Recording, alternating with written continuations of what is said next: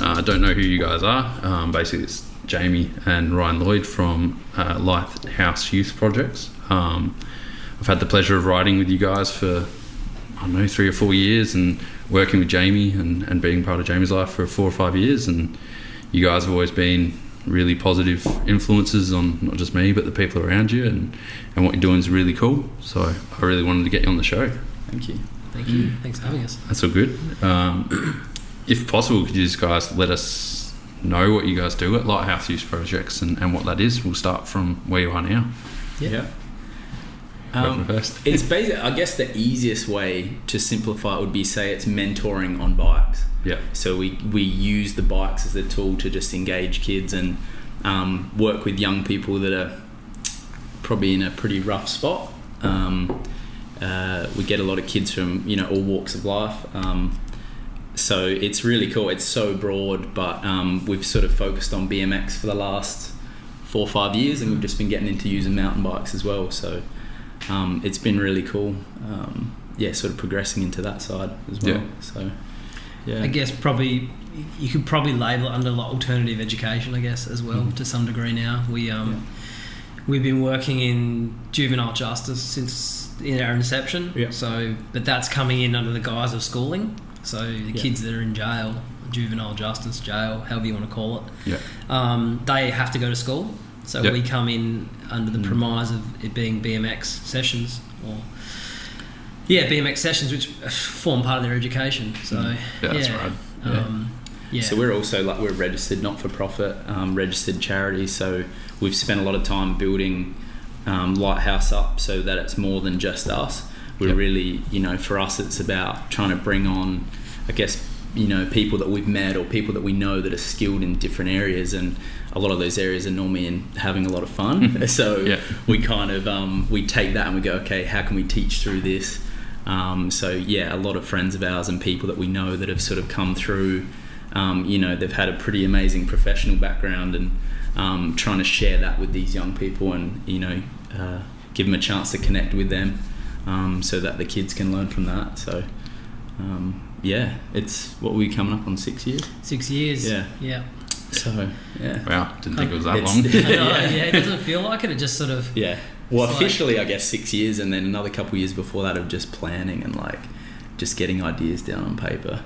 It's kind of crazy thinking back to that, because we went to grab some lunch before, and we used to head down to Keith with this open trailer that Ryan would borrow from his father-in-law, and we're really stoked because we interlocked the bikes, so they wouldn't fall off. They weren't flat. It was really high tech, and then an hockey strap through the middle. We're driving down the Keith, and this is so dialed. And then, funnily enough, the one bike we did lose off the roof one time was off some expensive bike racks. So I think the dodgy trailer actually did better than so it's funny. Yeah, that could have killed someone. Yeah. Really. Oh man. Always do the front strap up on the front wheel. We just had this and then whoomp. If you have and the pedal just hit the roof. If you have a certain Norwegian bike carrier on your roof, don't use the front wheel strap. They're critical. It may look like it's fine, it's not. If you pass a road train, it will take the bike off the roof. Yeah. It was just bouncing. And all that, my bike, it broke a spoke.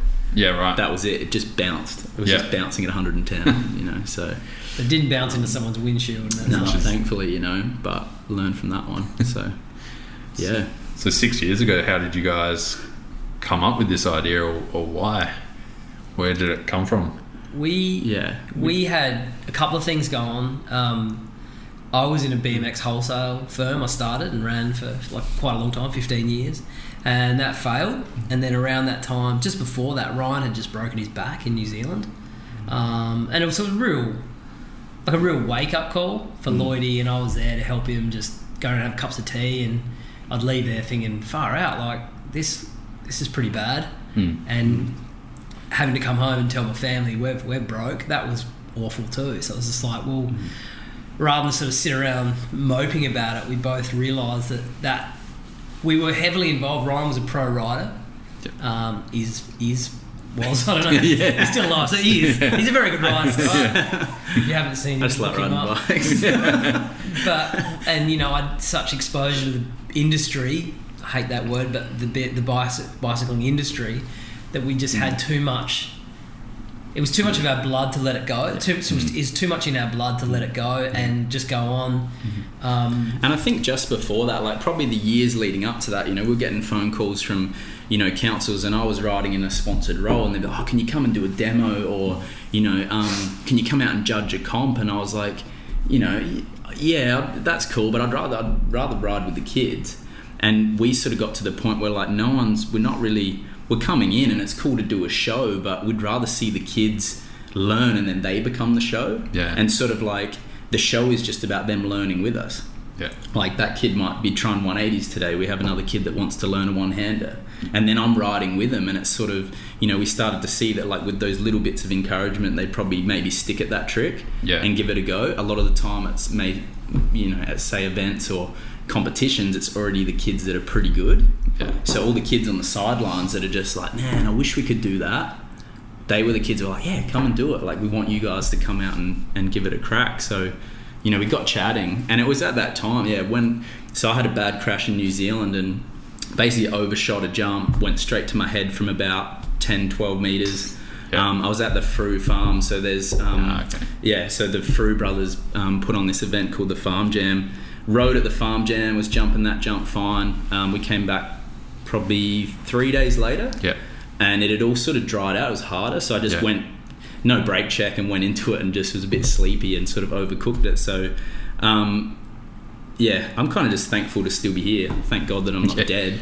But then, from that, it was a bit of a wake up. Like, do I want to still be cleaning windows, or do I want to be, sort of trying to turn what I love doing into something I can do all the time and pass those skills on? So it was a big wake up call. Like, I'd sort of had little injuries up to then, but nothing that big. And I think for me, thankfully I still, doctors, it was rough, but they were like, look, you're going to get better, you're going to get to that point of being able to ride again. So that was a massive thing that I could still look towards that. And even just friends coming around and the support of people, like, whether it was just a cup of tea or a coffee, would pull me out of that, like, man, I'm just bummed out, like sitting around at home. Because we didn't know, really. I mean, it was a phone call from New Zealand, like, it's pretty bad. He needs to come home business class, and we don't know what's really wrong with him. I was like, I remember saying to my wife, like, this is bad. Like, this is a really bad situation. And Liz, and it was Liz his wife got hit by a car. Yeah, it was pretty around the same time, the same day. Well, we worked out it was like 15 minutes apart. Oh, fuck. So it was a bit crazy. So she's calling me, going, I got hit by a car. Dude, their boys in New Zealand are calling me, going, Ryan's crash. I'm like, what? It was a bit crazy. I remember I was with friends, like really good friends of mine, Nathan and Nicole Parker, and I think Nathan took the phone call from Liz, and she's like, where's Ryan? I need to tell him that I'm in hospital or something. And then he's like, well, Ryan's actually in hospital.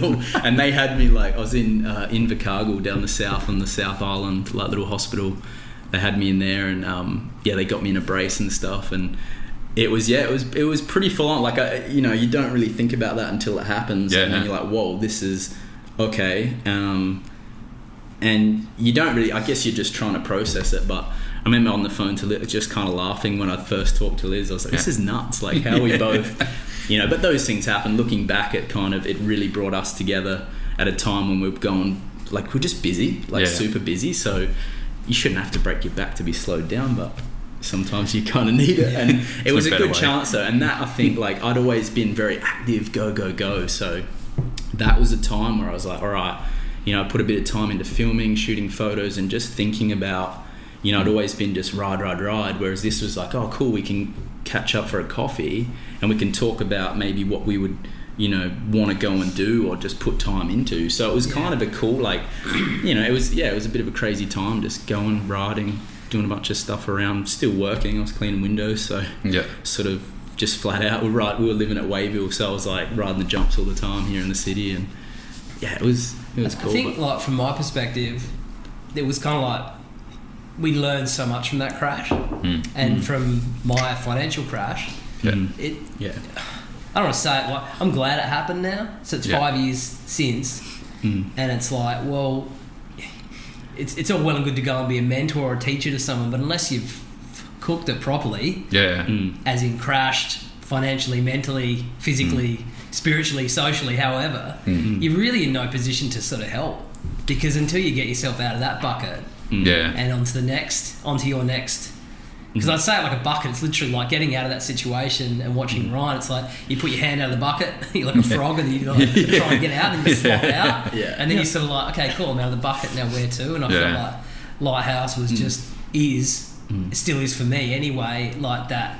Well, there's always a different path, and it might not be the path you wanted, but there's a shine. It sounds corny, but there is a shining light somewhere, and I'm not religious, but there's just something else to work towards, rather than just tossing your toys out and going, that's it. And that might not be what you're thinking. Do you know what I mean? At the worst, you're thinking it can't get any better, and I only want it to be this way. But when you get out, you go, actually, this is what I've got to go left. I've got to go left here. And I was always going right. If that makes sense. And for sure. I think it's funny how that's come through riding too, because you go through your riding life. Like, I remember Dad saying to me one time, he's like, you got way better at crashing before you got better at riding. And it was funny because it's like you learn how to crash, and like when it goes wrong, you're like, man, like, and it sucks at the time, but it makes you go, well, how can we work out ways to either pull the trick or get what you want to get? And it's really funny, like people just think, no, you're just good at riding, but you have to know how to crash. Like you don't want to, like, I don't want to break my back again, but I know that it's like I've got the tools to work through it. It's not going to be easy, but you can, sort of go back to that. So we were doing some kids that were in one of the programs recently were doing mock job interviews. Cool. And one of them said to me, it was really interesting. It was Amber, I'll say her name, right? But she said, I stuffed up that interview so bad, and I'm just like,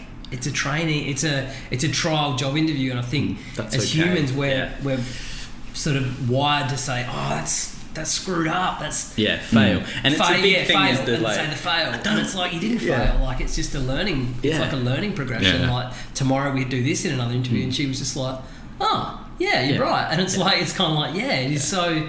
It's so simple but we're wound up so much that we just got to get it right all the time. And we're both similar to that. Like we hate it when things stuff up, but sometimes it's like, you know what, that's just that's part of the joy of it.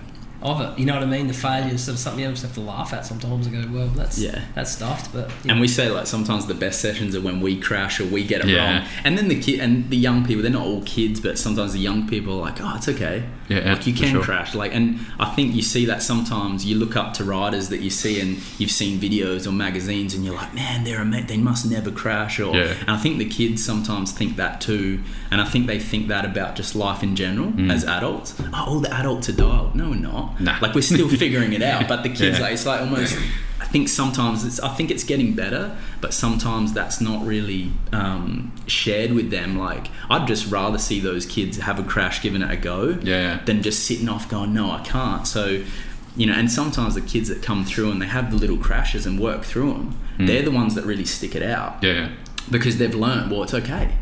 So if I crash when the guys aren't around or when the program's over, or I've got ways to deal with it, like let's keep going. So I don't like wish to be young anymore for that. Like watch like that Brandon Semenuk edit the other day. And I'm like, so someone's going to watch that and then go out and ride. How are they going to get excited about riding? They're like, I can't do bump jump tail whip to manual. Like, why is that? And it's just like So I think I grew up reading a magazine that was 3 months late. And it was an air freight copy from America. And I'm like, that happened in May. It's now November. And I cut pictures out of magazines and stuck them on my wall. So my interpretation of riding when I was younger was like, seeing someone that was static in an image that was 3 months old. Now people are like, bang. That edit just came out. I've already seen it. I know what they had for breakfast this morning. I think that I don't know. I think it's good because we can. Because it's sometimes cool. It's cool to like have that to inspire you, but we still want you to just get off the couch and go launch off the gutter. Yeah, for sure. Because if they're just sitting back going, man, like that's so nuts, like I can't even get into it. It's almost like, just go jump off a gutter. That's what Brandon Semenuk did. I guarantee he went through that same process of crashing, learning. Like he's come from, and I think he's rode BMX at times, and he's adapted to all sorts of bikes. But it's not like it was bang, and that's what we're just trying to sort of open these young people up to seeing that. Yeah. And then once they see that, because they're so capable, they're so, like, some of the stuff that I remember Isaac, one of the years, the tricks he was coming up with on the BMX, he's doing like cross-footed top tube rides and like all this crazy stuff. They get so creative when they are kind of given the chance to. Yeah. But I think sometimes too, they look and go, I'm not cool enough, or I'm not, like, I don't know, good enough. Yeah. And they don't try at all. They come from like those pressure on people in society. Yeah. Dude, Instagram, man, it's like I actively try to use that less now, because I find, like, I worry. I'm 42 freaking years of age, and I still worry. That dude's looking pretty quick or something, and you go, what am I worried about? Like, it doesn't mean anything to me. Some dude in Portugal's coming down a hill faster than me, or someone in Austin's doing a bigger air, and it's crazy. Like. And, so what do you do with 15-year-old kids who are growing up now, and then that pressure's across the board? It's like, man, school's not cutting it. No. You're bullied at school, you're bullied on Instagram, you're bullied on Snapchat, you can't escape. And like the bike, at the end of the day, like Ryan said, just huck one off a curve, go do a tree ride, do something. Like, and that's the simple things, I think. For us, for me particularly, the simplest stuff is just the best. When we can teach someone how to bunny hop, or lately it's been teaching kids how to ride. That's kids crazy. That can't ride, and you're like, and you're 18, and you get the shoelaces aren't done up, and they can't do the shoelaces up, and they're like, I can't ride, and it's like, you can't swim either. So there's so many things that haven't been taught. It's like, that's happening. Holy shit, that's pretty wild. Like, and to see that person ride, or even the tools, and seeing you, because you come out and did that day that with was us. You volunteered with us to help build the bikes. Was that last year? Wasn't it? Yeah, November. And it's cool because even the stuff that the kids are learning, like on the tools, they're just, they will be able to do stuff on the phone, but with a tool, like, we've still got kids all the time, and I'm not the best with spanners. Like, I still don't know how my mountain bike works fully, but I'm getting my head around it. But these kids are learning, like, okay, like lefty loosey, righty tighty, all that basic stuff. Yeah. And you would have seen, like, some of the kids, like, they don't know, but then when you put the time in, and they pick it up super quick. They're all hanging off you, and they're all looking like, what's he doing? How does he do that? So it was really cool to have you out those days, on those bonding days. And that was like a big challenge for us, to have that help. That was massive help. Almost a bigger benefit for me at the time as well. I was going through a tough time from a few things, so to come out and see that was epic, and see what you guys were doing, and those kids, coming from what you were just saying, like, they've been told that they can't do things because they're coming from a down place. Like, they've either been directly told that, or indirectly told that through learned behaviours around the house. And I think it's, even just the areas you're from, it's real quick to get for people to, you're from that area, that's just what you do. And we're trying to flip that on its head. It doesn't matter where you are in the north, where you are in the south, like, you've still got the potential to be rad.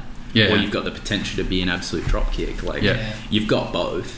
So it's just trying to at least just go, hey, there is another way if you want to, give it a shot. So the bike's a perfect hook, I think, as well. Even dads and, like, parents, mums and dads and uncles that are just like, this is sick, because nearly everyone's ridden a bike and they've had fun. Some people ridden a bike, we've had crashes and things have happened like that, but you look back, I think, and even the hardest stuff, or the things that were horrible at the time, you look back and you're like, that was pretty rad, like when I got stitches or when things happen. So the parents and the families too are getting sort of that buzz of, like, we had a dad bring in, like, it was an old sidecar, some crazy old bike that he, and he was painting it up with his lad at night, and his lad's still working through stuff with behaviours and whatever, but like the fact that they're doing it together, it's like, this is sick, like, and it's so basic. It's a sketchy old sidecar that gets dad and son, like, working together, spray painting in the shed. It's like, it's not, it doesn't take not a thing from those communities, like, you just don't see that. Super cool. And that's, like, we're seeing stuff that just surprises us all the time. And good and bad. Dude rolls up with a boa constrictor at the park. You're like, all right, we're just here with some young guys. Right? We had Shelley with us that day, and I was like, look at this, and I didn't know she was like, I think she's real scared of snakes, and she just was like, whoa, and this dude's this crazy snake, man. But they're just random things, like dudes riding kooky bikes, and just, like, we see a lot of, like, pretty wild, like, motorized bikes that people are just flying around on, so. But it's you get a lot of inspiration from that stuff too. There's some awesome people that, like, you have some pretty cool conversations with, so I think it's definitely easy. It's way easier to write people off than it is to give them a chance. Yeah. And normally you'll get a pretty good response if you approach someone with a bit of empathy, you know, and you think everyone's alright. Like, at the end of the day, you know what I mean? It's how we just go, oh, screw that. They're from Davo. There's going to be trouble, and then they just end up fitting that mold. Do you know what I mean? Yeah. I know the kids who work within juvie like that. I'm just a scumbag from Smithfield, and it's like, no, you're not. No, I didn't call you that. Like, you know, but they thinking that, and so they live up to that behaviour. When it's like, well, you know, you show them something else, and man, if you could, we can't obviously film in correctional centres, but if you could see how high some of these kids can bunny hop when they don't even ride.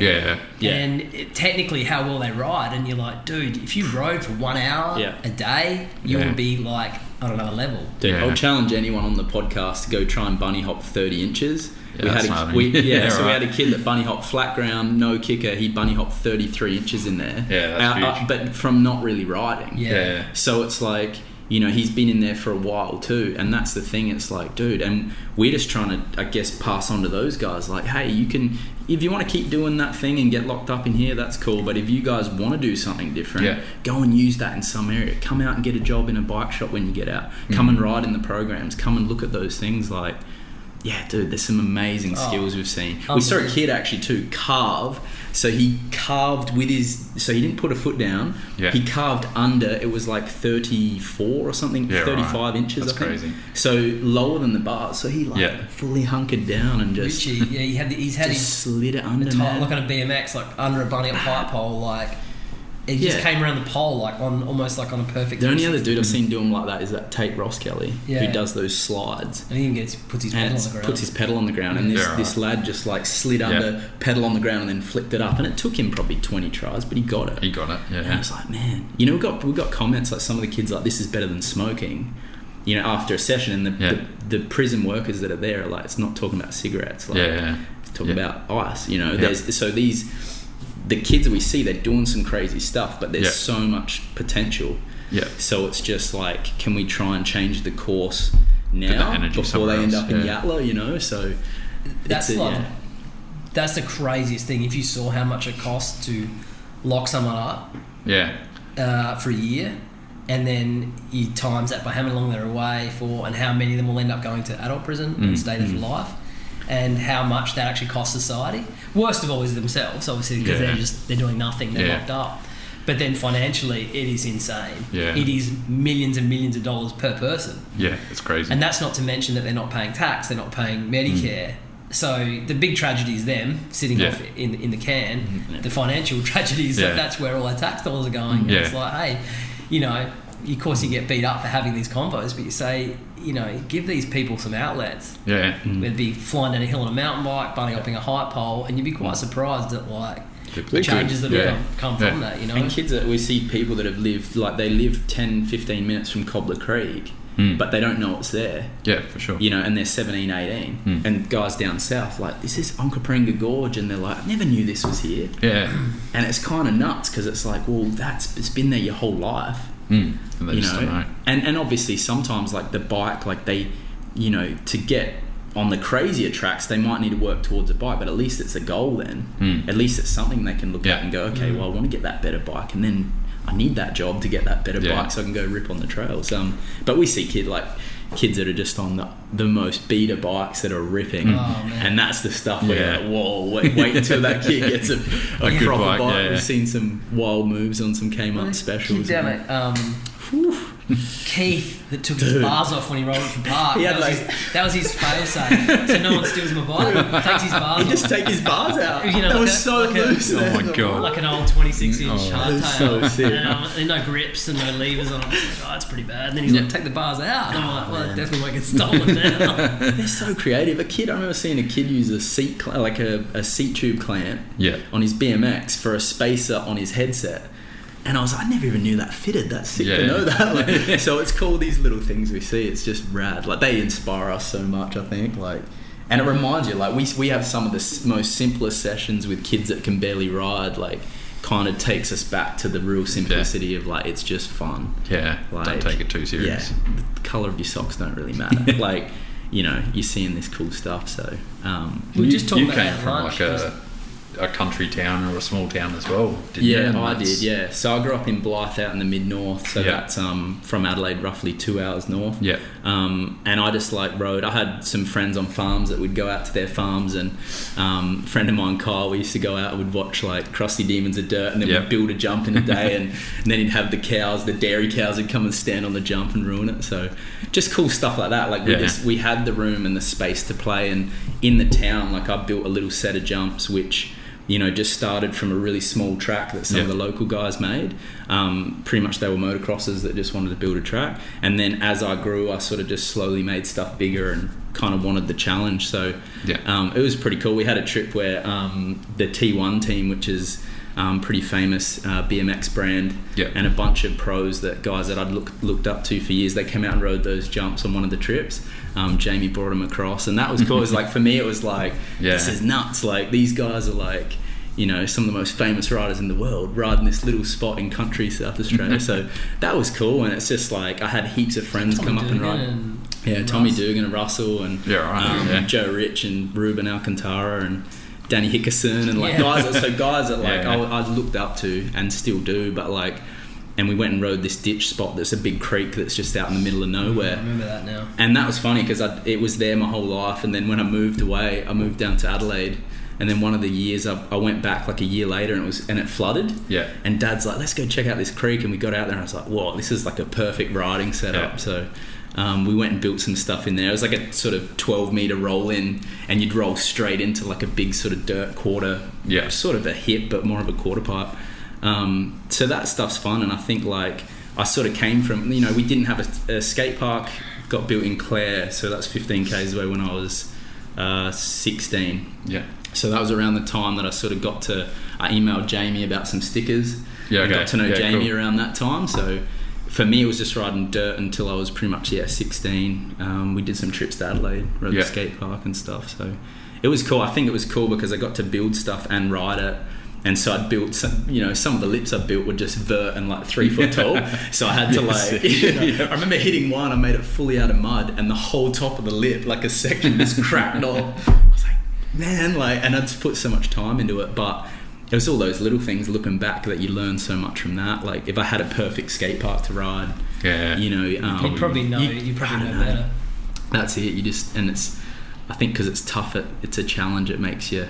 And also, I had no phone. We had a PlayStation 1, which we'd play when it was rainy, and then Mum and Dad would be get out of the house. But I think that was part of it, is not having as much to do. You really had to go, okay, we're going to build a jump today. We're going to, you just went and did it because there wasn't really another option. Yeah. And that's, I think, part of the hard thing nowadays is just trying to remove the technology, and then... It's there's too many options. Yeah. And none of them work.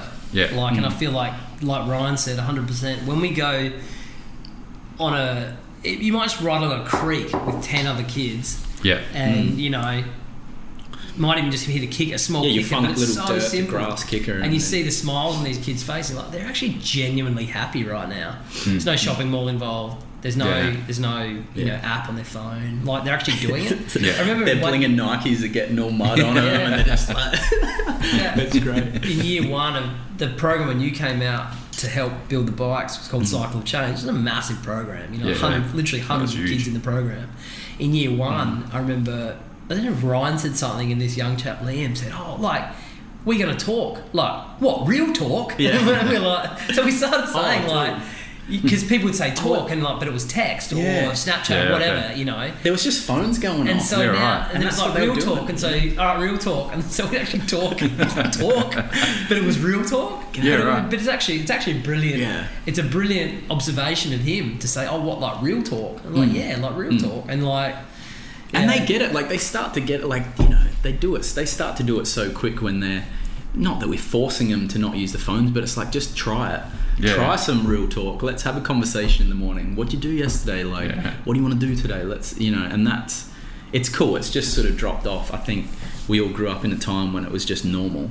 Yeah. Whereas for these guys, it's not normal. So we've got to just sort of show them, that there is a way to do it. So you don't have to post it about it as well. It's another thing. I think when we go having a real conversation right now, just live stream it. Be a 42-year-old now, but I think when we used to go riding, you'd go look for a spot, a ledge, a set of trails, and the last thing you thought about was getting a phone out. Like, as we got a bit older, we started to get into actual photography, and someone would drag out a DSLR or an SLR, and you'd be sort of like, you document it, but then you didn't even get the results for for a long time. Till you got to get the film back, you know what I mean? So I think that's kind of I'm glad we went through that phase, because now when you do see photos from a session you've just been at and you can relive it straight away, it's actually fantastic. You know? But I think there's still that pressure on everyone to like,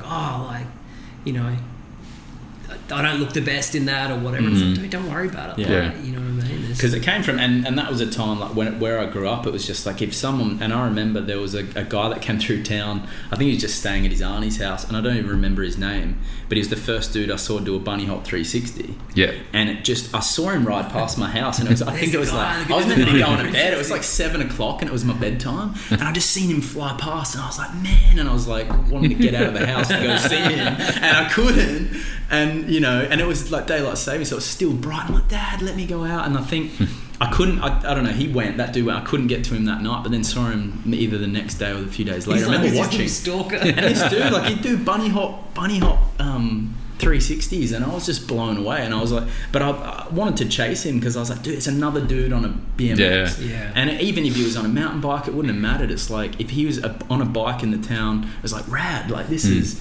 I haven't seen this stuff. This is awesome. Like, so, that's all those little things that just... We used to cross the road to someone at 3-piece cranks. Like, dude, he's got 3-piece cranks. Like, he's putting on the track. What's his name? Now you just don't... I could not even picture someone doing that. Not saying that's what you need to do, but it's just funny, literally like, we grew up with 1-piece cranks. Like, it's just 3-piece cranks. They're obviously here though, right? He's got flight cranks. That's what you see. No. And it's cool now, like riding now is awesome still too, and I think like it is what you make it. And I've heard a few people say this where it's just like, it's rad if you make it rad. If you focus on the negative stuff now, it'll be negative. So for sure. It's with anything. It's in mountain biking, it's in BMX, it's in any sort of cycling. Like just try and take the good bits. And that's what we're trying to do. And it's been cool learning. So coming into the mountain bike sort of world, like I had no idea what a derailleur was. I was I'd ridden Dad's like Mountain Star, popped a few monos, and that had just like, I don't know, some sketchy V brakes and whatever. But it's been really cool because it's just so different. Yeah. But it's so fun, and it's so much of it just flows into the other.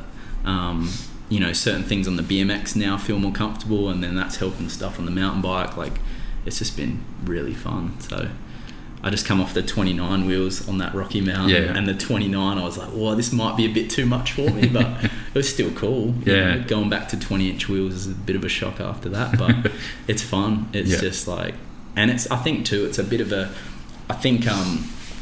I went through a stage of just like, you want that, like, let's go hit a big jump, or let's go session a skate park. And I think now it's like, let's just go for a fun ride and just almost like shut off for a bit on the climb. And then you're like, and having the banter and the chat, like, you're cruising up with mates, and it's like, it's good fun. And then the down is like switch on, because if you don't pay attention, you're dead.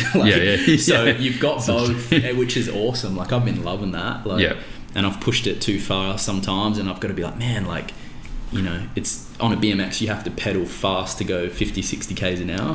Whereas on a mountain bike, it happens in like 2 seconds. So it's just remembering, like, okay, you go fast real quick. So that stuff's cool. Like, I've been loving it. Jamie for years, like Jamie and Hodge and a few other guys are like, you'll love mountain biking. And I was always like, it'll be maybe. Like, but my body's been loving it too. My ankles and joints and just suspension's just, it's nice. But there's certain things though on the BMX you can't get the same feel on the mountain bike, and it goes both ways. So I just love both of them. It's cool. How did you get into riding, Jamie? I bought a copy of Ride magazine, which was a US magazine in January 1991. Same thing in a newsagent. I just saw a photo of a dude. It was actually Gollums doing a one-footed seat grab one-hander. Real old school kind of almost kooky trick, but it looks so good. He was doing it over a hip at the Blind Warehouse in Santa Monica, and I was just smitten. I just picked the magazine, swearing in it. It's just these dudes with dreads and shitty tattoos, and I'm like, this dude's and I was really into surfing at that point. but everyone was into surfing, Yeah. and I thought, I'm going to be different, you know, I'm going to BMX, you know. So Yeah. but it was this really weird world where like BMX was like dudes were wearing uniforms and shit like that, you know. Yeah. Harrow jersey, Group 1, you know, and I'm like, so I'm getting a Group 1 jersey, you know, wearing that with cut-off jeans. I'm like, what a kook. But sponsored by Slim. I was really, this is even well before that. I was really influenced by magazines, you know, like it was this real weird netherworld of this 3-month wait, and you're like, that was at that comp, and that comp was like 4 months ago. Now we know results instantaneously. So that was it, and I rode a lot by myself. Like I'd just go to school, put pegs on, just feeble grinding everything that I could, and then started riding with Matt Hodgson. Was a really big mentor and role model to me early on, and I think he had the patience to put up with me because I was a real pain in the ass, and I knew it all, but I didn't. Yeah, he's got a lot of patience. And so he was really instrumental in that. But up until that time, before that, I was riding on my own a lot, and just rode on my own, which is really odd because now, I mean, I still do. Yeah. But I didn't really have a lot of influence of other people. Like I said, we literally go to a BMX track, and we could ride there. We didn't really fit in. Yeah. And then around the time Jesse Carlson and Steve Varga and all those dudes down south started riding with them, and like, you know, Jesse now is a globally renowned for how far he can ride. Back then, he was like the dirt jumper. You know, everyone knew him. Like, there's just never met anyone that didn't respect that dude for his mannerism and his unbelievable skill. You know, you know, I remember we would take a drive up to Happy Valley because Jesse Carson's going to jump the canyons, and it's probably like not a massive, probably 20-foot set of doubles, but it was pretty awkward. And you know, you literally go up there and you just go, he just jumped the canyons, you know, and then just get back in the car and be like, holy shit, you know. But he would do like a cram can, so not like a can, he'd put like, you know, he'd go the other way, put his leg under the down tube and stuff like that, and he was just on another level. So that crew was really influential, got me into dirt jumping, started to jump doubles, which was good. And you got into street stuff. I remember the first clip I saw of Jamie was bombing this ridiculous handrail. My auntie got me like props crash or something. I'll do that crash. That but was you nasty. Would like bombing some rails. I really like street riding too. I got to that point where like it just if I saw something and I could visualize it, I was going to do it. Not the smartest stuff, you know. I was able to get on a few pretty good sized rails there, but then obviously, like Ryan said, you drop your front wheel over and you're gonna, it's like diving off a roof, you know. It's the worst. But that was enjoyable. But I think my big thing was probably learning to manual and bunny hop, and then when I learnt to jump a set of doubles, that was just like, okay, cool. So you can catch backside and it doesn't hurt. And you know, up to that time we were just jumping, like knifing off piles of dirt to flat, and you know, literally to flat, you know, like as high as we could, and just kind of kept hacking at it. And then I moved to Europe, sort of after school, and that was a massive wake up call. Such a smart ass for I did that, and then just got to hand it to me in Europe, you know, like this is the real world, this is how you're going to travel, this is how you're going to save, this is how when you fuck up, this is how you're going to sort it out, like how you're going to get past that stuff up. And rode with some amazing people, you know, like just people I looked up to for years, reading about in those magazines. All of a sudden they're like crashing on our couch. I'm like, holy shit, cool. Stuart King's on the couch downstairs. Like everyone's like, he's always here. I'm like, cool. You know, you know? And realising that all those pros were just normal people. They just happened to be in magazines, you know. And travelled extensively through Europe, and then on the way home went to the States and met my future wife for the first time. And well, that's a bit off topic, so it doesn't really important there. But kept riding, and dirt became like a real, just jumps became a real, like something I can't live without. Well, Megan's from a pretty ridiculous area, like Bethlehem, and when I first met Megan, my wife, she was she lived in a town called Northampton. So outside of a chronic meth problem, they had potentially the best jumps. Well, the best jumps I'd ever seen, you know. Literally rolled down through this cornfield and just rolled up, and there's just all of eastern Pennsylvania riding, and I was just like, oh my god, there's Punjab, there's all these people who I just looked up to just riding, and they're all totally cool. They're like, what are you doing after? We're going to go swimming, we're going to get beer, you know, having a bonfire. I was like, oh my god, these people are all so rad, and they're so cool. And there was just never any negativity, you know, and I just thought that it was just so much in my blood by that point, you know. And I just, again, come back here, and started the distro, and I was obviously bringing stuff in from Europe and Asia, and it grew, and obviously just kept riding, and then that obviously gave us exposure on a national level. And as the distro grew, it grew to New Zealand, hundreds of stores around Oz. We travelled more around Oz as well, and was lucky enough to travel and still travel with some amazing people. And so that's it was literally that magazine. I picked up that magazine on the shelf. Don't know why I picked it up, but I did, and that was exactly the time when I thought that's what I want to do. And then I've just been lucky enough to have amazing company. Literally, like if I didn't have that company, I'd be some kooky surfer, probably dead. I don't know, but that company always pushed me to do something. And I think someone asked me that recently. What's the best thing that ever happened in your riding? I said, you are the company you keep. You know, I've been lucky enough to, even when the distro died, I started work at BE, and I'm surrounded by some of the state's best roadies, some of the best downhillers. So I was like, oh shit! Like all of a sudden, it's just another exposure. Do you know what I mean? And you know, you just learn constantly. You know, and I think I wouldn't have a favourite bike now. I still think jumping a set of doubles, I don't think you can ever beat that feeling. You know, a good nosedive, blasting a flatty, I don't think you'll ever beat those feelings. But you know, like Friday night, Ryan and I finished work and we went up over Lofty, and it was -2, it's hailing, and then pretty brutal climb up Chambers, and then we're going down Gandhi's. You know, and it's just like, oh my God, this is free and it's here, and it's like the best thing. People pay thousands of dollars to go on trips, and I do that in 2 hours. That was super. So I feel like I'm so blessed, you know, like I feel like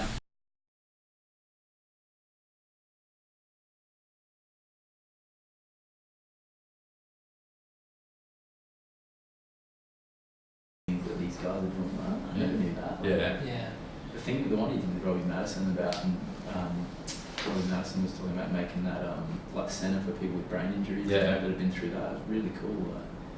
He's so much more switched on, and even the fact that he's wanting to do that stuff is super cool. But you wouldn't know from just seeing him on TV or whatever. So. Well, it's crazy. It links into what you were saying with meeting the pros, and you might have seen this as well. Like, and I've seen it recently. Is we see like one weekend of their month, or we speak. If I meet one, or there's someone interviews you, it's like 30 seconds of their day, and you form an entire image on them. I reckon that was one of the best things I saw. 411 video magazine, it was a skateboarding magazine. Then became a DVD magazine, video and then DVD. They did a day in the life of, and I would just watch them.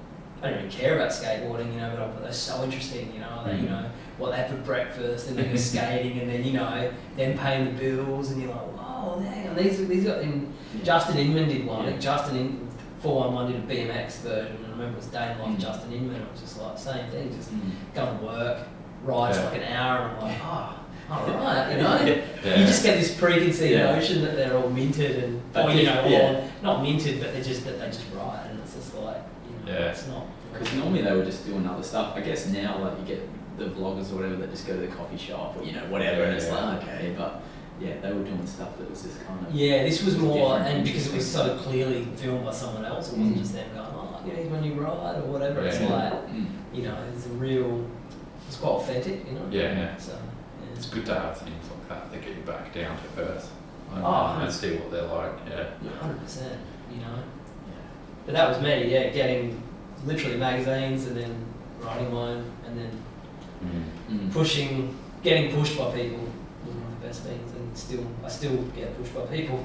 Because it was through, I think it was in 2020 mag that I saw, it was like you guys put an ad in, and it was send a self-addressed stamp envelope, you know, and I remember your Ryan.Lloyd@clare.edu. The high school, the Clare High School.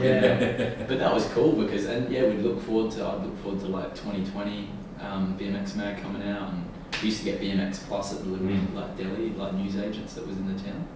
And it was cool. Like it was, I think it's because we had to wait for it, and I guess it's so hard. Like even now, I'm looking at the craziest editor video on my phone, because you just got that instant access. You know, something you get a bit of hype from, because some stuff you're like, whoa, like this is going to be cool, because you sort of. But I think that's why the magazines were so good, because you had to wait. And then once you know, and you physically, it's just something a bit different to it. I just can't picture people cutting. Well, you don't have a magazine to cut anything out of anymore. I think that's like that's kind of like, it's pretty cool. You know, that's what your inspiration. You know, like it was just a different, and the quality and the feeling of it and everything was just so much better than just scrolling through an app. I think so. Yeah. I agree. It's just so I sometimes struggle to put myself in a young person's body now and look at that and just go, what's like swiping is how you get onto the next topic, and it's like, dude, I used to just make cordial and just read a magazine and literally just run out the door and try and emulate it. I remember doing fast plants. I only learned them because I saw someone in a magazine do it. I'm like, I'm going to do a fast plant. Do a fast plant for everything, just like everywhere, just fast plant. It's just, and it's kind of like there's definitely there's an awesome side of it. It's just like taking the good stuff from it. You know, definitely love magazines. Yeah. Maybe the podcast is a new magazine. Maybe that's actually what Matt Holmes said to me. Did he? Yeah. So I sat down with Matt when I first started this. We had a beer. Never met him before, but he's always been like 2020 and Reba have been my Bibles. Since I was a kid. Like, that's what I read. He's a fantastic dude. Yeah, and he's like, it's just the same, especially with like 3-hour long ones like Gypsy Tales and that. And he's like, you listen to it, and then you go back to it, and then you try and emulate it. It's exactly the same. Yeah. I can't think of the last time I tried to emulate something I saw on a video. No.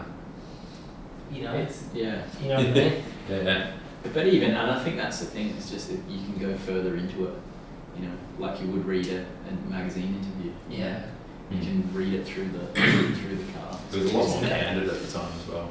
Like people would just say whatever they wanted. There wasn't that much. Yeah. Whereas now everyone's a bit more pro. Trying to gear it towards whatever products to sell or buy. Yeah. That's how you make money in the industry, and that's how the industry makes money. So So what do, right? Yeah. You can't be, there's good sides about it. And I think I don't know what's going to come around where it's almost like, well, the guys that people want are going to be probably the people that just do what they really want to do. Oh, for sure. And I think that's starting to fully happen. You know, it happens in surfing, doesn't it? Look at all the people that that ride for companies that are just ambassadors because everyone looks up to them and they might be winning comps or you know. Well, Seminar's probably like that, isn't he? You know, everyone like looks at him as he's winning crazy comps, but more how you feeling? Sorry. Yeah, just Sorry, just watch Jordan gives birth. So I guess you touched on the community and stuff as well with the pros, and you would have known it from coming to Adelaide from Blythe, and you from like an outside perspective for mums and dads, they looked at BMXers or mountain bikers as rebels and a little bit bad, but the actual community inside's pretty good. Is that what you try and pass on to the kids as well? 100%, man. I've lost count how many times, like I said, living in Europe, just like you literally roll. We had over 20 people stay at our house one weekend and we just didn't think anything of it. And people camping on the backyard. I'm like, yeah, man, just as long as there's some space, you know. But there was never any like, no one ever shit the bed in your house, you know what I mean? And I think, I can't imagine the kids we work with now having that opportunity, you know. And same thing, we had tours, the whole teams of pros come and stay at my house. Everyone was respectful. No one trashed the place, you know what I mean? They might have got loose, but no, everyone was all cool. And I think there's I guess you probably couldn't do that with non-riders. You wouldn't invite 20 people from high school to your house. No. The place to get trashed. For sure. But because they were there, like, you know, they wanted to go riding the next morning, and I feel like that. Yeah. And obviously, I've got a young family now. That doesn't really happen too much now, but I feel like that's... Yeah, there's a real sense of community with riding, you know what I mean? Yeah. And, you know, like if someone falls, you stop. I stopped and helped someone on a roadie recently, and I thought I was trying to mug him, and I'm like, do you want some help with that? And he's like, I'm good. I'm like, I'm just offering to help you fix the flats. I had that before, for sure. You know, so I guess that's probably where BMX and BMX for me is where it started, and then mountain biking now it's a bit more of like a community, and it's really cool, man. You know, that's a massive part of our world, of like having a community that's at least respectful. Yeah. You know, well, I probably first came down. It was to one of the jams. I think Tim Doherty put it on at the City Skate Park. Yeah, okay. It was a jam that he'd broke his foot, I think, and then he put a jam on, and like everyone came down and was it benefit? For it was like and I don't know. Yeah, I think it was. Probably, I don't know, Tim. I don't know if I paid for your medical bills, but he was cool, and it was so cool because he was like, he kind of introduced me to people and was just super welcoming and just like, where are you from? You're from the country, and he was from the Riverland, so he was super welcoming, and it was cool because those guys like. We're going to Flaggies tomorrow, so come and ride Flagstaff Hill, and I'd stay down and met my good friend Jack, and would crash at his place, and I'd pretty much drive down every weekend, and I pretty much did that for a good couple of years before I moved down here, and just everyone would be like, we're going to go ride here, we're going to go there. It didn't really matter like what you wanted to do, and that was really cool because we'd ride a skate park, or maybe go out in the morning and ride some jumps and then ride a skate park, or go and find a street spot, and it wasn't too separate. It was just like we're going riding. We're not riding like a specific style. It was just everyone's just riding. So that was cool. Like I had guys that maybe dudes like Mikey Moore, who's more of a like sort of tech bar spin 540 tail tap to do stuff in, and I was just like whoa. But you'd feed off that stuff, and I might just want to go and do a table, but you'd be seeing all this cool different style of riding, and guys that'd go big and do crazy wall rides, and you'd see all these things that it was really cool to have that. Instead of this just, we're going out as a trail crew, or we're going out as so it was really cool coming through that. And everyone like, even coming into the mountain bike scene from not, for pretty much, it's only been the last 3 years that I've been on a mountain bike. So it's been, probably 20 years of just like BMX. So for me to come in, it's been cool, and even spots and places that Jamie's showing me and people are taking me to. It's so well. They're just like, this is up here, and come and have a look. And it's been really cool that people are so open with that. Like even just the other day, like I've got a few of the guys that I went out with, and they're showing me that like the derailleur has the lock on it, like the clutch. And I'm just like, why has no one ever shown me? But this is the thing, I love that. Like I'm learning because it's just my brain's just switching on, and it's so cool. It's just like, all right, like it's all new. There's new trails, there's new bikes, there's new, I even putting volume spacers in my jolly in the suspension. It's like, whoa, this is cool. It's and I'm not amazing at it, but I'm learning like that stuff makes a difference. And some of that stuff, you can just ride it, but that's been a huge, eye-opener for me. Like BMX is so simple, one brake, one gear, sweet, maybe no brakes, whatever you want. So it's been a really cool, like a cool change. And even like the other day, 6 months ago, we went up to Melrose, and seeing dudes climb, like we had Dan with us, who's one of the mentors, Dan Johns, and watching him climb sections that I'm like, I was looking, I'm like, don't think anyone could climb that, and he's just skipping around. Like that stuff, like I've seen people do the craziest stuff on 30-foot set of doubles and flip whips and all this crazy stuff, but I was kind of watching that going, whoa, like that's, not many people could do that. Like bouncing off like huge boulders and just like powering up, and I'm like, but it's funny because I don't think video will ever do that justice. I don't think you can't really take a photo. Someone's not going to look at a photo of a climb and go, oh my God, like you have to be there in it. And I think that's kind of the cool thing. Like, just love that side of it. You're kind of just seeing this stuff all the time. So, it's definitely the community feel, and still friends that like have friends around the world that like I may not see them for 5 years, but I know if it's like if they want to come here, they're welcome, and if I want to go there, like I'll just feel like, hey, I'm coming to France, come and say good day. And got some really cool friends that have travelled over, and people around Australia that you're lifelong friends because of two wheels, like and a lot of those guys are either getting into bigger bikes or whatever it is, any sort of, not many people going back to like smaller bikes. It normally seems to get bigger, but it's cool. I think physically it gets harder. Like I know, for sure.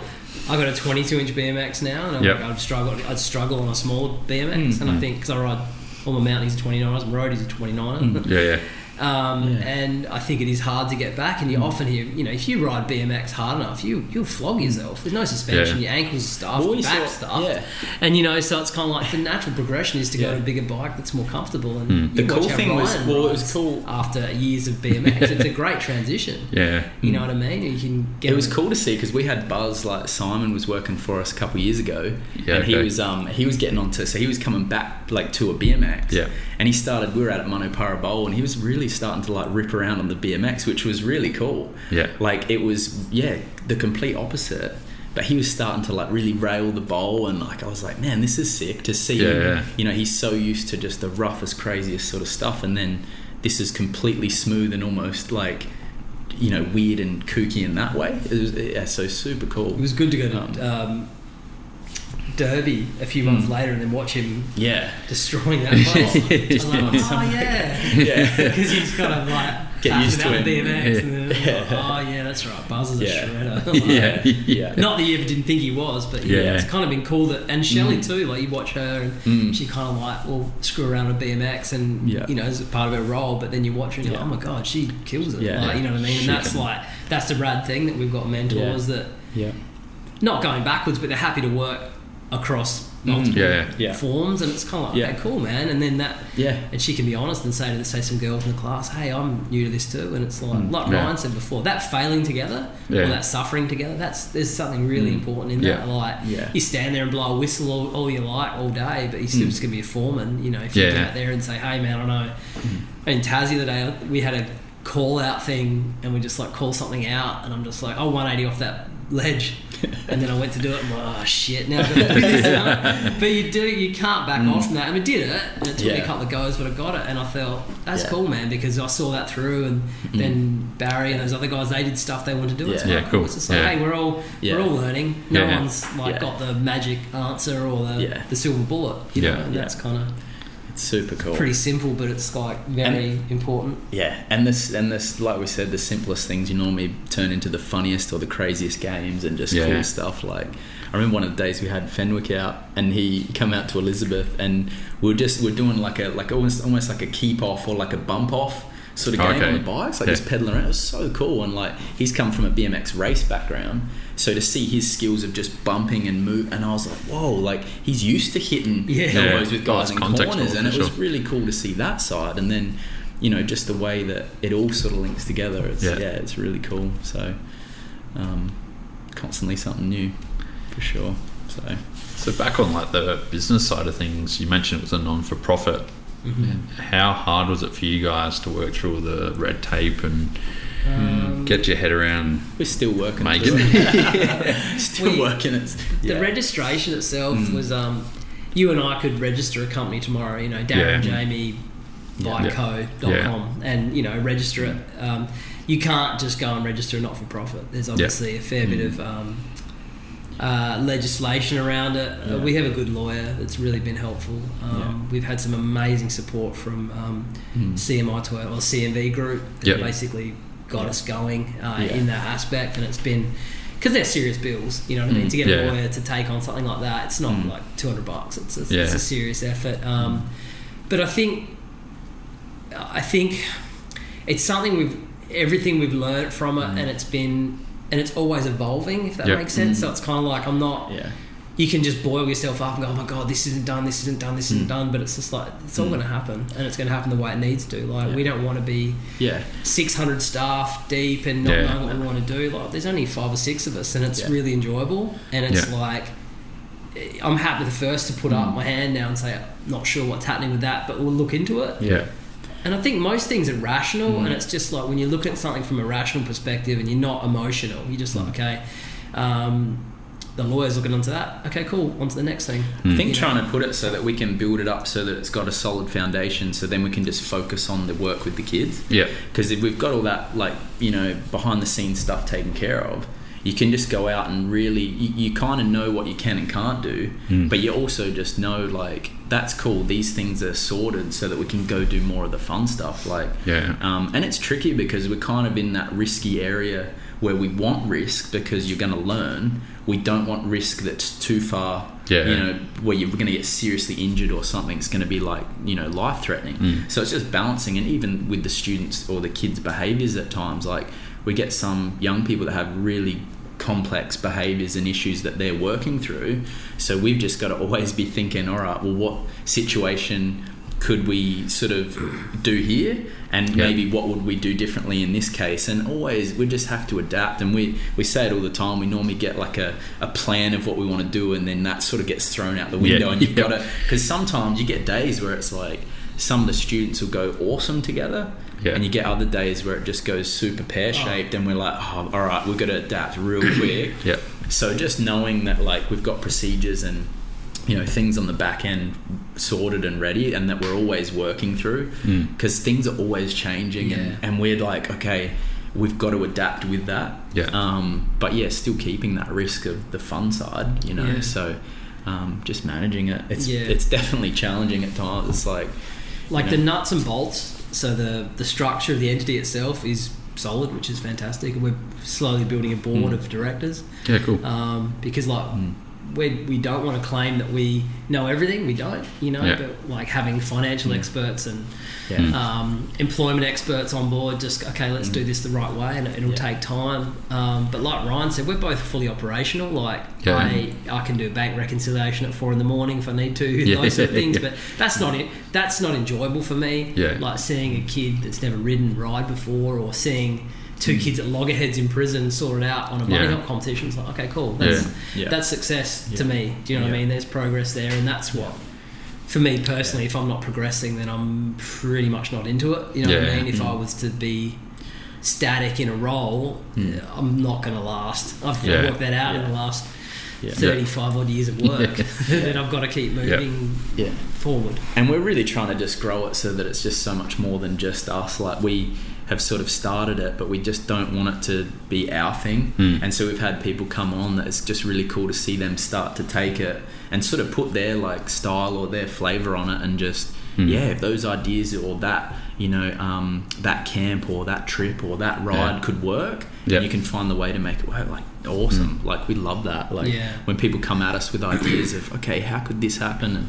And we've tried to keep it, for now it's still just like revolves around bikes, because that's something that we find like everyone can do. We have so many friends that have skills in that area, but we have people that come in that they may not be, their bikes might not be their biggest thing, but they bring all their other skills, and it kind of complements it really well. So that's been awesome. Like, the one thing we've really worked really hard on is the culture around us. It's not like anything else I've ever been involved in, and I'm really, we both talked about at lunchtime just how important that is, that the culture of what we started and how it is to work or volunteer or be an ambassador in is something quite different, and something you really take on as more than just a job.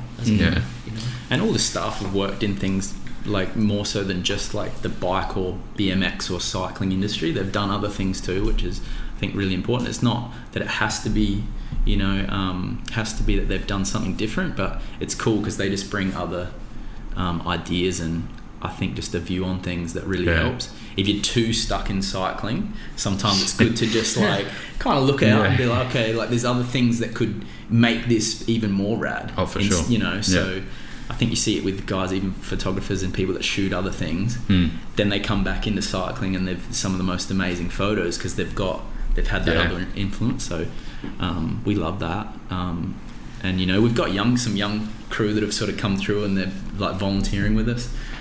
We've been trying to sort of, right now we're working on getting volunteers that have skills, or they might be a professional in a certain area. We really want those guys to come on to just sort of, if they've got days where they can come help out, it's just awesome for us. And they get to see a bit of what we're doing and share it, and share their skills with the kids.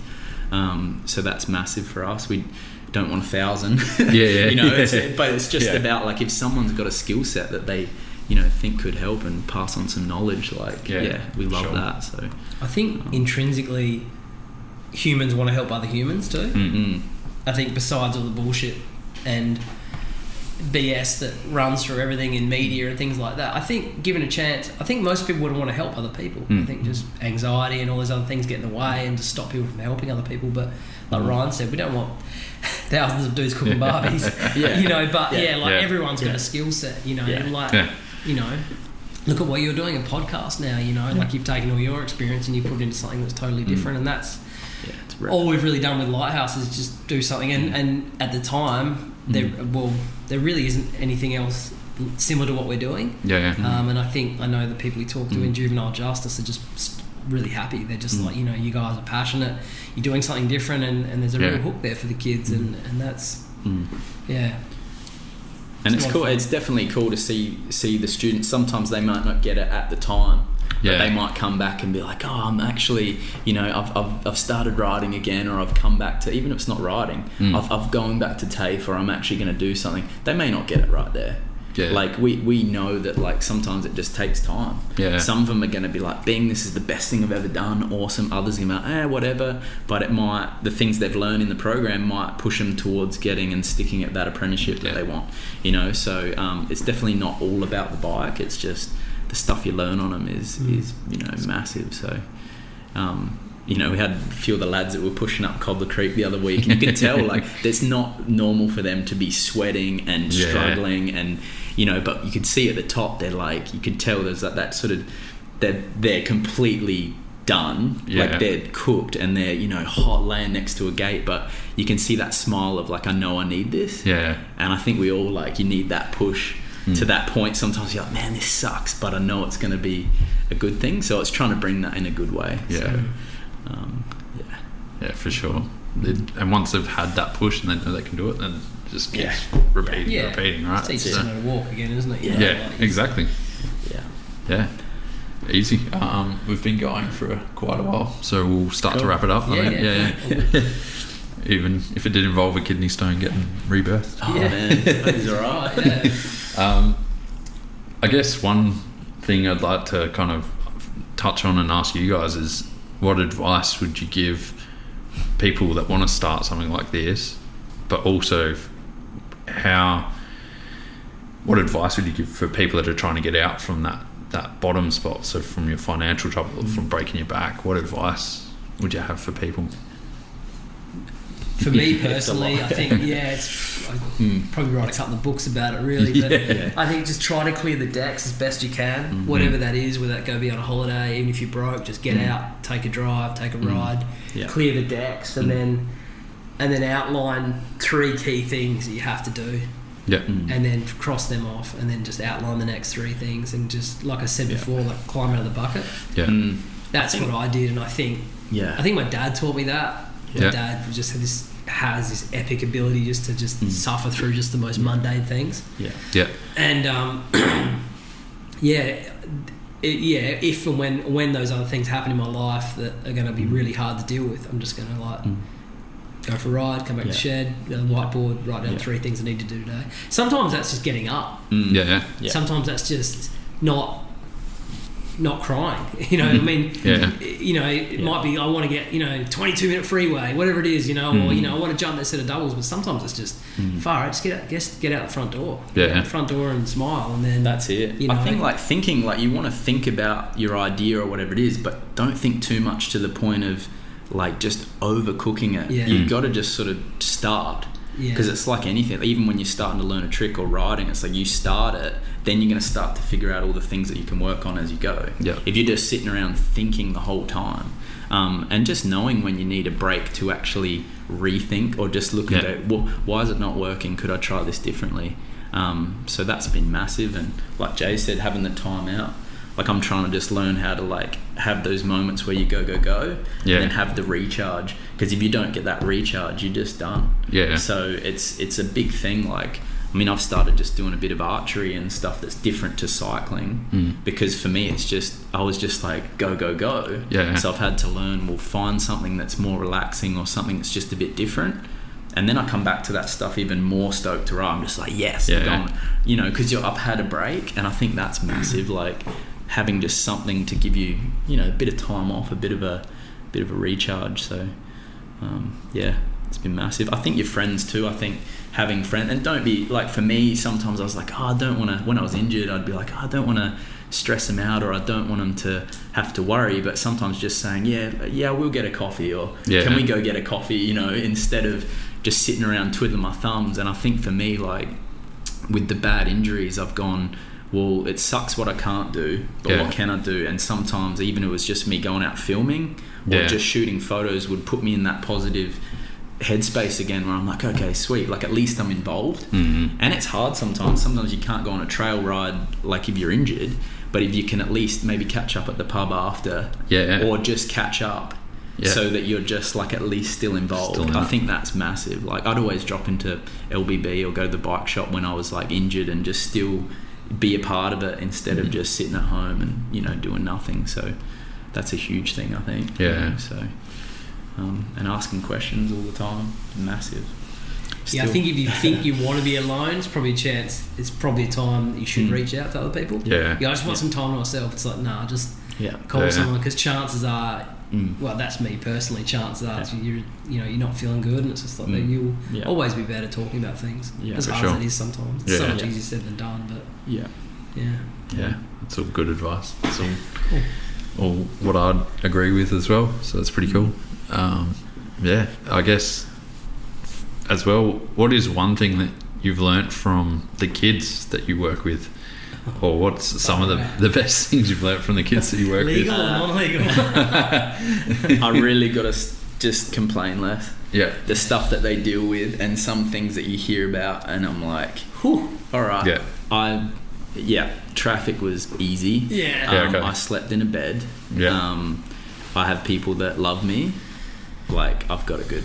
And just remembering, like, what's a real issue, like life or death or accommodation or even having a house. Like, what's a real issue and what's just stuff that you're wasting your time on.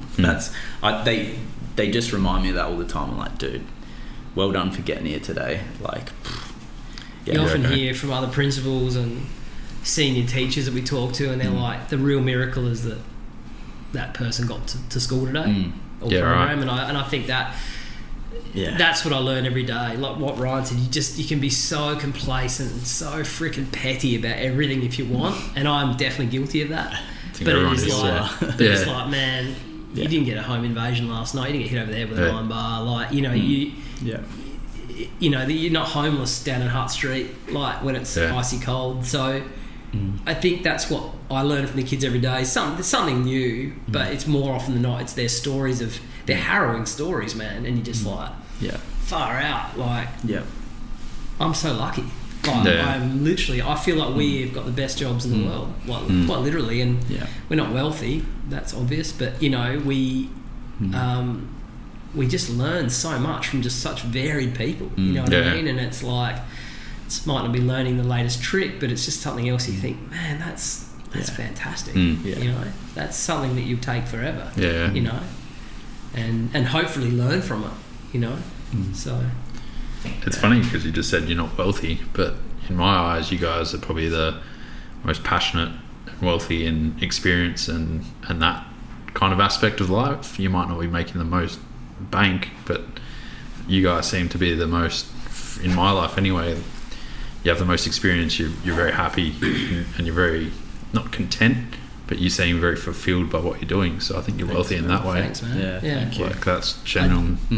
Thank you. I definitely feel very content. You know, like there's times when things aren't working out. You work in a juvenile justice centre, you soon see that. But there is definitely, more often than not in my life, when I sit back and think about it, I'm like, man, I'm so lucky. Like, I just get to ride my ass off with people and suffer with them and enjoy, you know, and probably you don't want to exaggerate to say it's probably the best thing that's happened in their life. And I'm not trying to say, Lighthouse is the best thing or anything, but you can see it sometimes. You go, this is the best thing that's ever happened. Like this program, what's happening, the mentors that are around you, the situation you're in now is the best thing that's happened in your life. And in the last intake from Ride, I was just like blown away. I was just like, that girl that came to work came to program with 2 black eyes is now, you know, and you know it, and you know, and she gave me a hug at the end of the program, and she said, "Thanks, this has changed my life." It's just like, okay, cool, sweet, you know what I mean? You sort of think you're on your way, you know, and we don't have all the answers, and not saying everything's always perfect, but that's just like, wow, that's massive change. And I'm just so thankful to all the friends that help give us that recharge and like get out and rip skids with on the weekend. If you don't have that, if you don't have the friends and the support and the family support, like, you just couldn't go in and deal with these situations. You know, we need those times where you're just getting loose behind each other in the dust and like, so that stuff's massive. And I think that's a huge part of why we can sort of keep going, is because we go back to the things that get us stoked, and that's a lot of that's friends and family and people that are doing and inspiring stuff that just I'm going to work through that proposal because we know what might be at the end. You know? So it's all that stuff that just thanks to everyone that's just keeping us ticking, and it's rad. It's really cool. pretty lucky to be in Adelaide, surrounded by so many amazing people that are doing such cool things. Oh, So Darren, much good I don't think anyone's ever been negative. I don't think I've ever encountered a negative.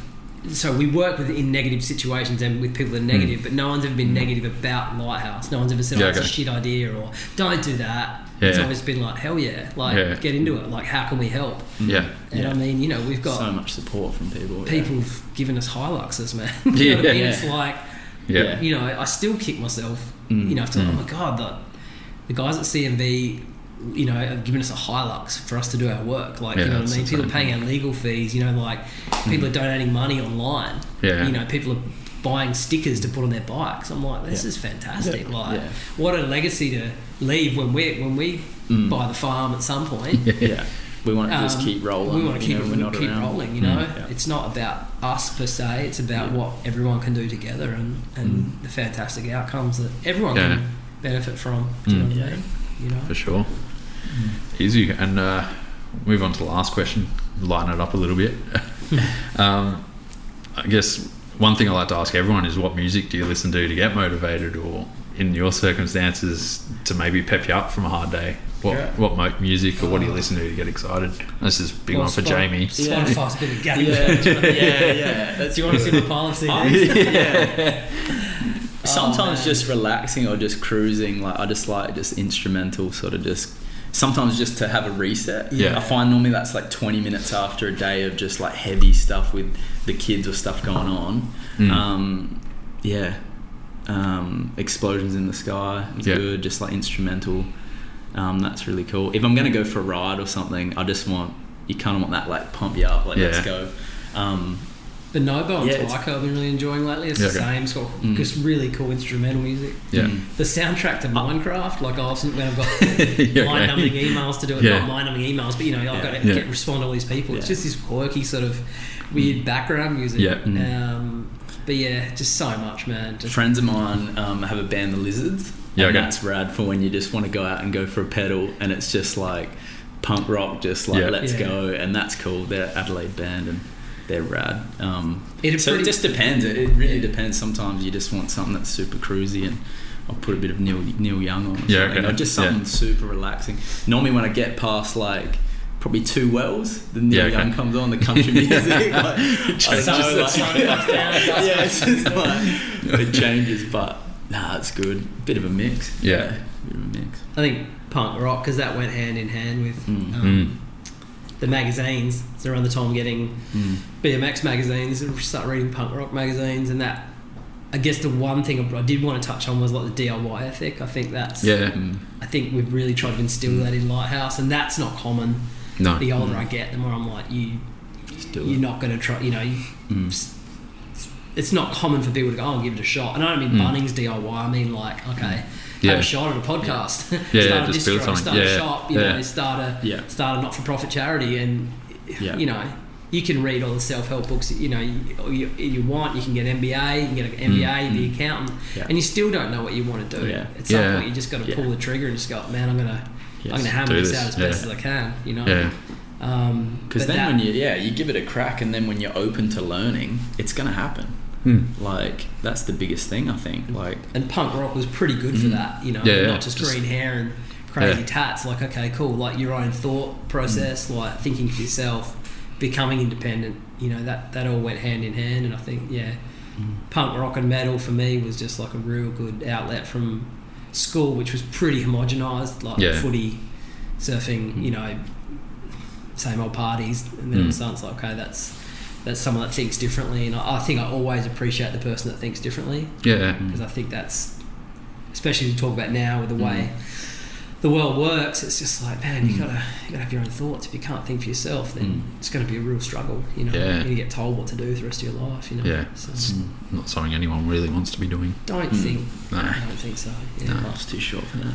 I'm with you on that one for sure. Cool. And you've always had I've always appreciated your music interest. I think it's always been a little bit out there, a little bit different. Whatever's going, whatever's anti-establishment. Me, Yuli, and you. Very cool. Whatever's good to get the party going. He's normally got a coffee and good tunes. He's an absolute amazing human. We ran into Yuli and Jazza.